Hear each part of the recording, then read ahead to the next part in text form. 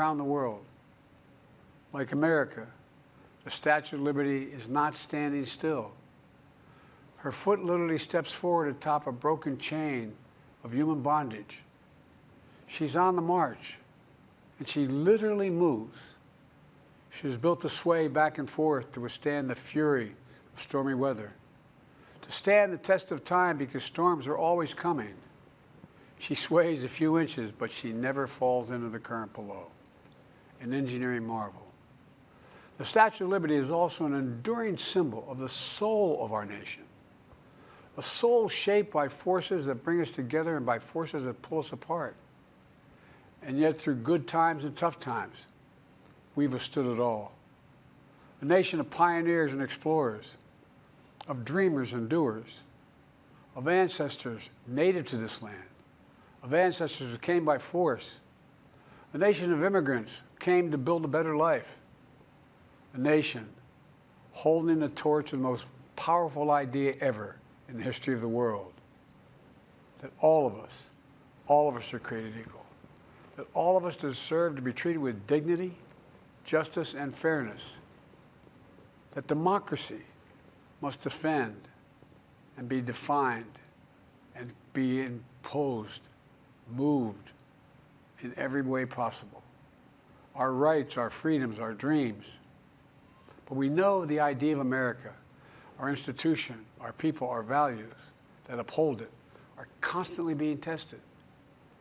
Ongoing debates about power and the exercise of power, about whether we lead by the example of our power or the power of our example, whether we show the courage to stand up to the abuse of power or we yield to it. After 50 years at the center of all of this, I know that believing in the idea of America means respecting the institutions that govern a free society, the presidency, the Congress, the courts, a free and independent press, institutions that are rooted, they just might not reflect the timeless words, but they echo the words of the Declaration of Independence. We hold these truths to be self-evident. Rooted in the timeless words of the Constitution, we the people. Our system of separation of powers, checks and balances. It may not be perfect, but it's maintained our democracy for nearly 250 years, longer than any other nation in history that's ever tried such a bold experiment. In the past 4 years, our democracy has held strong. And every day I've kept my commitment to be president for all Americans through one of the toughest periods in our nation's history. I've had a great partner in Vice President Kamala Harris. It's been the honor of my life to see the resilience of essential workers getting us through a once-in-a-century pandemic, the heroism of service members and first responders keeping us safe, the determination of advocates standing up for our rights and our freedoms instead of losing their jobs to an economic crisis that we inherited. Millions of Americans now have the dignity of work. Millions of entrepreneurs and companies creating new businesses and industries, hiring American workers, using American products. And together, we've launched a new era of American possibilities. One of the greatest modernizations of infrastructure in our entire history, from new roads, bridges, clean water, affordable high-speed internet for every American. We invented the semiconductor, smaller than the tip of my little finger, and now is bringing those chip factories and those jobs back to America where they belong, creating thousands of jobs. Finally, giving Medicare the power to negotiate lower prescription drug prices for millions of seniors.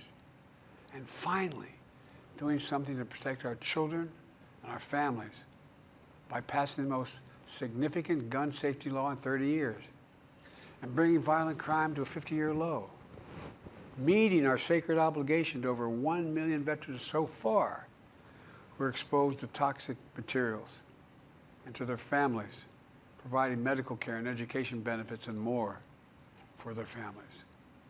You know, it will take time to feel the full impact of all we've done together. But the seeds are planted, and they'll grow and they'll bloom for decades to come. At home, we've created nearly 17 million new jobs, more than any other single administration, a single term. More people have health care than ever before. And overseas, we've strengthened NATO. Ukraine is still free. And we pulled ahead of our competition with China. And so much more. I'm so proud of how much we've accomplished together for the American people.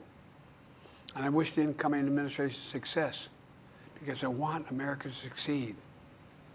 That's why I've held my duty to ensure a peaceful and orderly transition of power, to ensure we lead by the power of our example.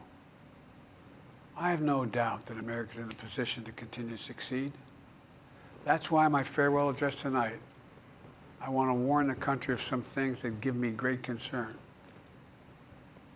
This is a dangerous and that's a dangerous concentration of power in the hands of a very few ultra-wealthy people.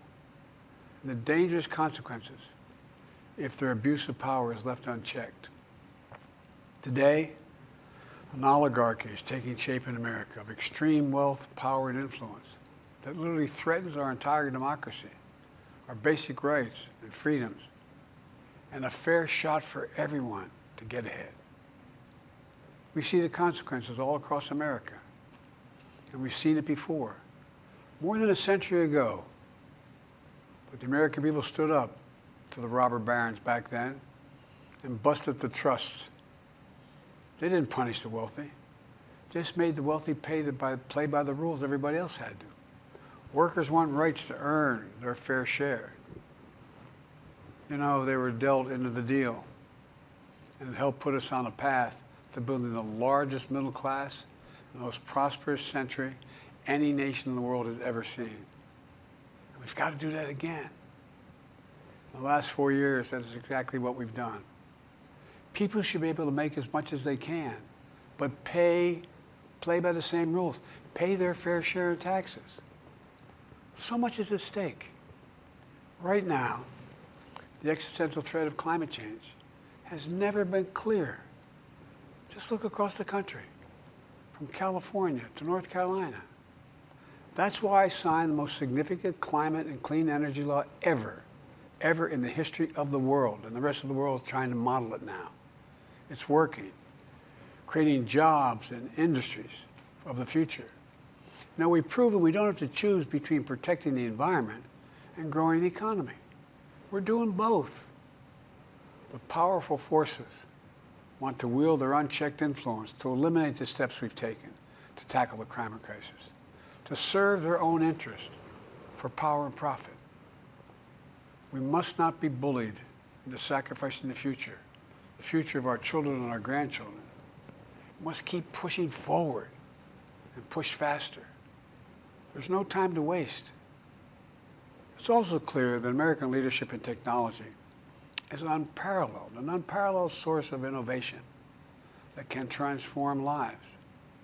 We see the same dangers of the concentration of technology, power, and wealth.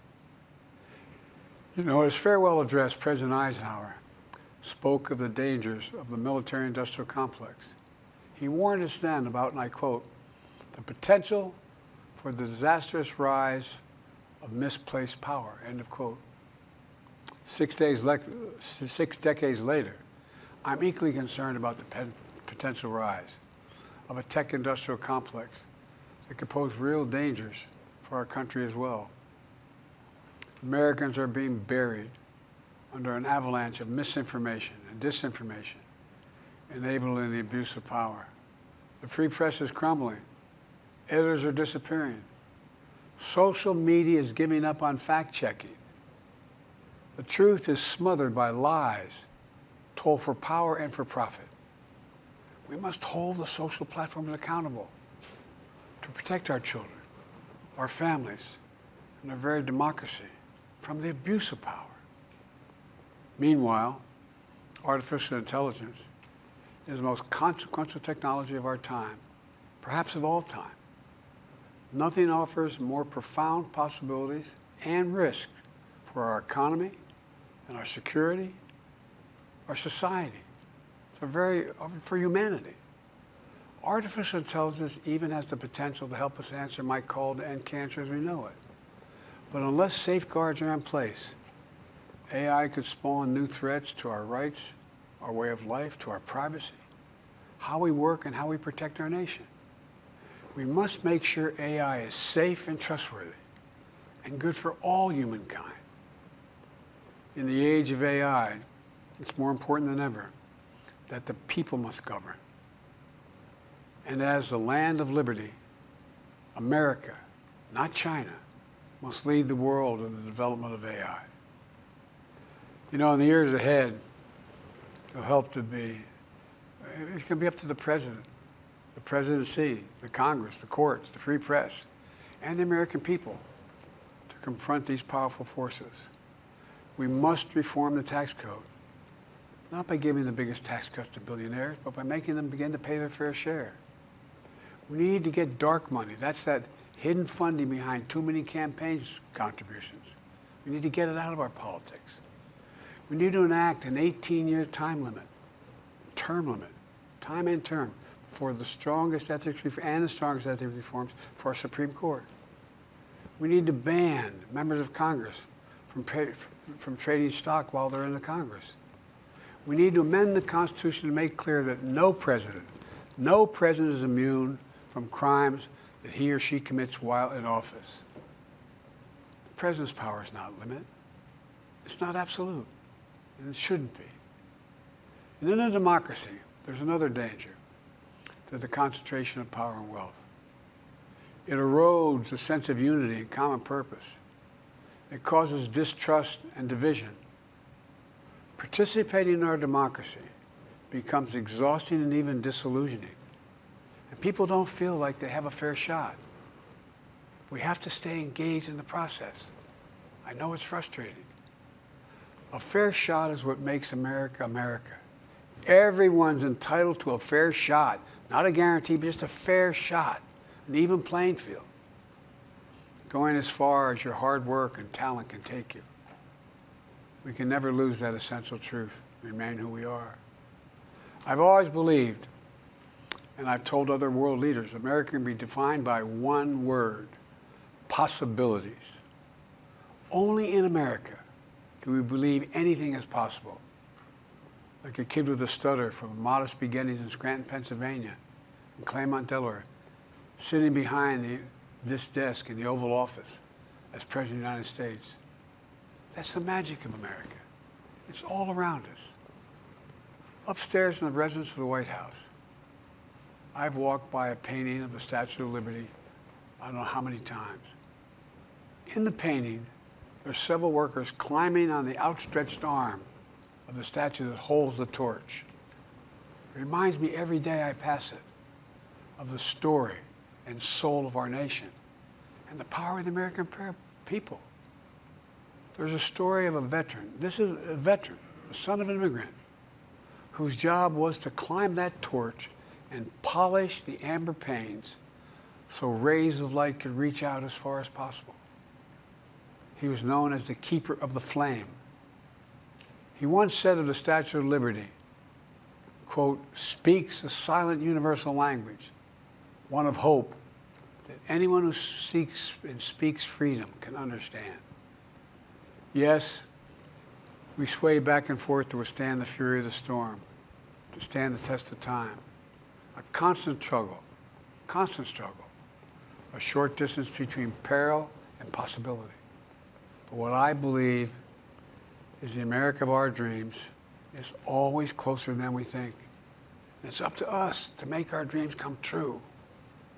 Let me close by stating my gratitude to so many people, to the members of my administration, as well as public service and first responders across the country and around the world. Thank you for stepping up to serve. To our service members and your families, it's been the highest honor of my life to lead you as Commander-in-Chief. And of course to Kamala and our incredible partner, the historic Vice President. She and Doug have become like family, and to me, family's everything. My deepest appreciation to our amazing First Lady who's with me in the Oval today, for our entire family. You're the love of my life and the lives of my love. My eternal thanks to you, the American people.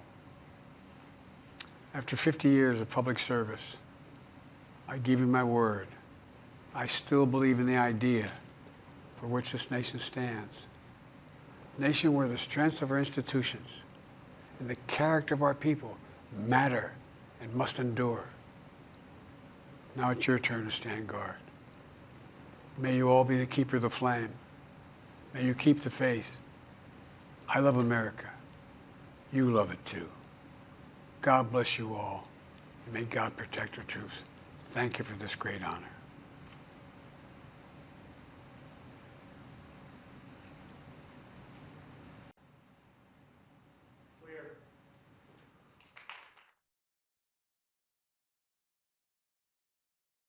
The primary audio circuit for the Reuters live service.